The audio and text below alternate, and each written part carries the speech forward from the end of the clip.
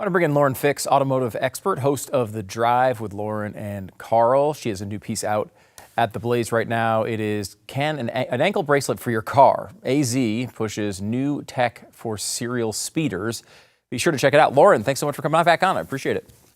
Well, thanks, Stu. Yeah, this is interesting. So instead of just writing you a ticket and telling you, hey, you need to slow down, or your insurance bill increases because you're a heavy right foot person, they're going to start putting ankle bracelets on your cars. And it's not just Arizona. California, Oregon, the usual suspects, Washington State have already implemented this. And basically, they're going to put a governor on your car. And you get to pay the bill for the governor and for the monthly fee. And again, more ways the government can just control your life. Yeah, the governor on your car. Basically, the way this seems to work by reading your story is you can't actually physically go past the speed limit with very limited exceptions. But you're basically, if you're on a 30-mile-an-hour zone, you are going 30. If you go to 55, you can go 55. But your car will not able to basically go past that at all. Is that right? That is correct. And you think about, well, what's the problem? You're not speeding.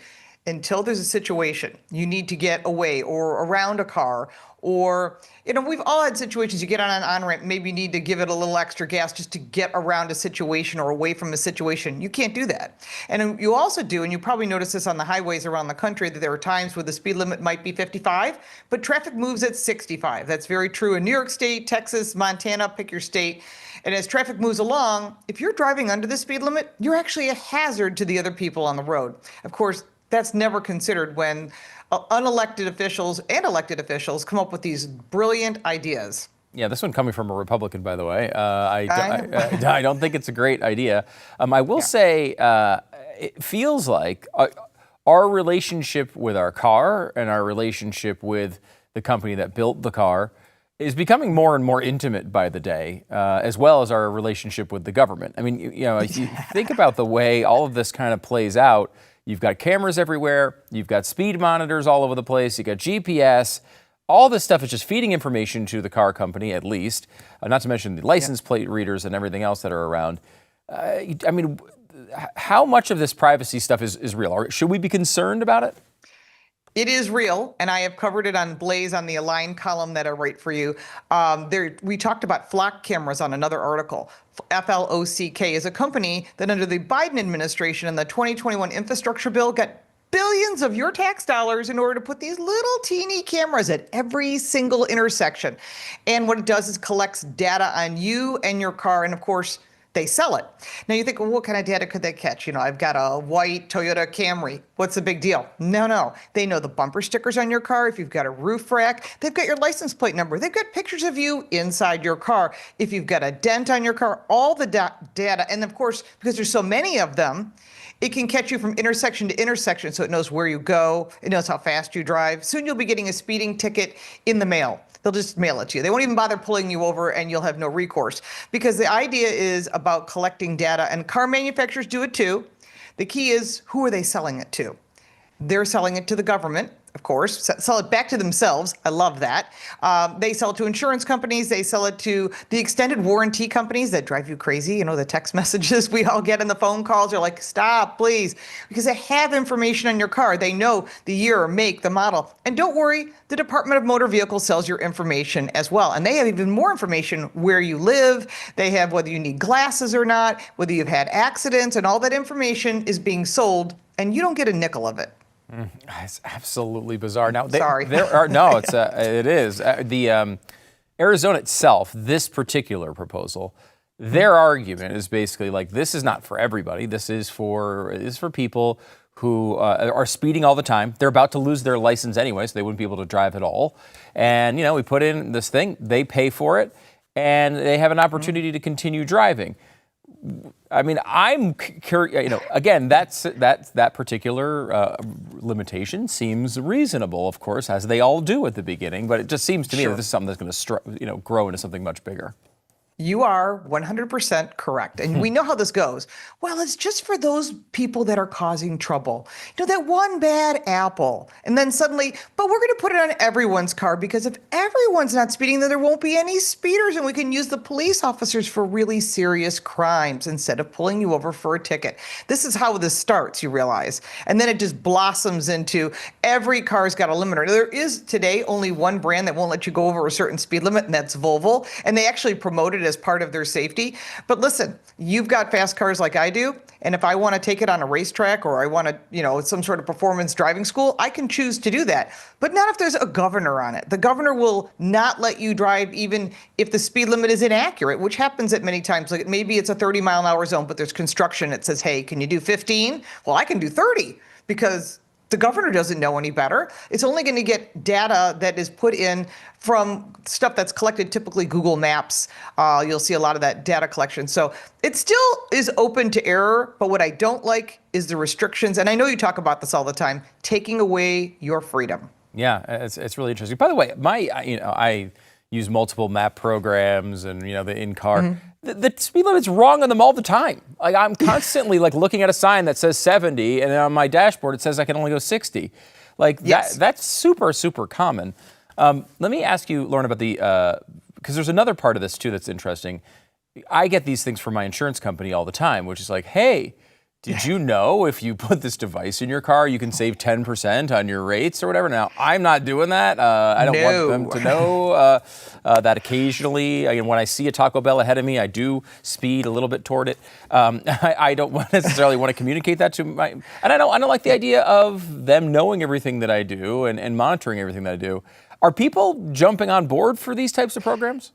Well, I'm going to highly recommend that you do not use this insurance saving device, as they call it, because really what it is, it goes into the onboard diagnostics, which is available for 1996 cars and newer, and this little plugs in under the dash. It's super easy, but what it is an open link to your vehicle. And this is what people don't realize. So who's collecting that data? It goes through cell service and it connects to the insurance company. So as you drive, it collects how fast you're driving, how aggressively you're driving, how aggressively you're braking. Maybe you avoid a squirrel on the road. We don't want to kill a squirrel. Well, now it looks like you were an aggressive driver and your insurance rate goes up. It also tracks where you go and how long you're there.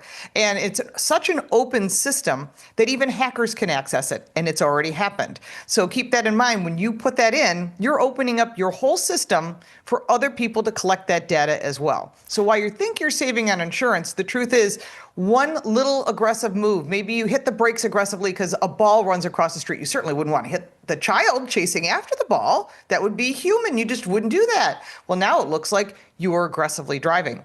And then you get an insurance increase. Now, I do have one friend who did get one, and he basically parked the car in the garage and left it there for the month and then sent it back. And they're like, oh, you're such a good, safe driver. You don't go anywhere. He had another vehicle. So unless you're going to cheat the system that way, there really is not a positive for putting it in. Yeah, smart though. I like the idea. Yeah, I do too. Looking at all of this, I mentioned the relationship between us and our car companies. There's things, Tesla's a big, violator of this if it's a problem for you. I mean, like Elon Musk, I like the stuff they do, but everything is connected, right? You're constantly communicating back to the home company. You're downloading new software. Everything is monitored. Everything is uploaded back to the company. And they really, you can turn some of the stuff off, I guess, but generally speaking, there's that. You don't know. Yeah, you don't know. Who the heck knows? And it's funny because we've been talking about this privacy stuff for such a long time. And I can remember going back, Glenn and I talk about this sometimes, how we go back to, the early 2000s, and we were doing shows then, and people would call up and say, I'm not putting that toll tag on my car, because they're going to know when I go through the tolls, right? And that just seems like such an antiquated era where people were upset with that. But over and over and over again, Lauren, what I've seen is when people can get, save a little money or really have their life be a few percent more convenient, they will typically overlook all these privacy concerns eventually. They don't want to give their fingerprint at first. They don't want to give their iris scan at first, all those things. But eventually they do that. Do people really care about this stuff? You wonder because I mean I'm a frequent flyer. I've got a couple of million miles because I'm always driving to these car events, and it's amazing how many people opt in for the face recognition as they board the plane because they don't want to pull their phone out and scan it or a paper airline ticket. And at first everyone's like, "Oh, I'm not doing that." Now everyone's doing it, and you realize you're being tracked with your phone anyhow. It's constantly listening. Thank goodness mine's off right now. But I mean, you think about they put Alexa in their house, they've got Google in their car. All that stuff is constantly collecting data. And I've always wondered about, you were talking about the toll tickers, you put them, you suction cup them on your windshield and you drive through a toll barrier. I'm waiting for the day, and it hasn't happened yet, and I hate to put this out there because I'm probably giving them bad ideas, that they go, you got from exit 52 to exit 49 quicker than you should have. I'll just send you a ticket because easy time, speed, distance, just do some basic math. And you were doing 75 miles an hour, which is way over the limit. So here's a ticket for 10 miles over. That kind of stuff is coming because the government is filled with unelected bureaucrats and elected people that really don't care about us. They're in it for themselves to be reelected and collect money and power, as we've all seen and you talk about on a regular basis. And it really concerns me that the more information you give them, the less freedom you have, and you don't get it back. And you can opt out of a lot of this stuff, but the car manufacturers, the DMV, everybody, including that flock camera company, they're selling your data. And you don't get the money from it, and you don't have access to it, but they have so much information on you. They probably know more about you than you know about you. It's terrible. One more minute here. Let me give you one kind of unrelated question here. The answer is, for them is going to be, well, you don't have to drive. We have self-driving cars now. In fact, you're not even allowed to drive anymore. That's coming eventually. Well, they'd love it, yeah. They would love it. Where are we? Like, I keep hearing Waymo is expanding. Obviously, Tesla is trying to do a unmanned auto drive cab. They have the full self-driving in their cars mostly. Where are we with this? How fast is this coming, and how close are we to them really allowing cars with no drivers all over the place? I think we're way far off from that. And here's a perfect example. Just before we came on air, I was looking at social media and I found on Instagram that somebody had recorded a Waymo at a festival, and it was a one-way road over a bridge, and all these people were on the bridge watching cars go by because it was a festival. And the Waymo didn't know what to do. It stopped in a blocked traffic and caused a huge traffic jam. We've seen this before in other cities, and here it is. This is what you want? I don't want that, because when computers are in control, they don't think like you and I, and that's a huge problem. You make a decision thinking, okay, well, I can go over this bridge. I'll just go slowly and be aware of all the people and the children and the animals that are there. A Waymo can't do that. It only decides based on zeros and ones. So it says the bridge is too narrow for me to drive through, so I'm just going to stop. And we've seen this with accidents, same thing with Tesla and the autopilot. They've been a lot of accidents, and so they've had to change the description of what it is in Europe because they can't call it autopilot any longer because people have died. And of course, you don't hear about those because those are out of settlement court cases where they just write a huge check to shut these people up. But the truth is, we've been able to do self-driving cars since 2007. I rode in a car in 2007 from Palo Alto to the CES show. The fact is, consumers don't think they want it. They don't really know. But when you get them all together, the only way they work is if every single car on the road is autonomous. That means I can't drive my 65 Mustang. You can't drive your car. Glenn can't drive his cars. That's not going to happen because people won't give up their freedom, and I certainly won't. Yeah, I mean, that sounds like a really bad idea, though. Keeping Glenn out of driving cars actually seems okay to me, so we'll get into that here a little bit. Lauren Fix, automotive expert, host of The Drive with Lauren and Carl. Head over to The Blaze. You can check out her new piece with Line. It is called An Ankle Bracelet for Your Car. AZ pushes new tech for serial speeders. We'll tweet it out as well. Lauren, thanks so much for coming on. Appreciate it. Thanks a lot, Stu.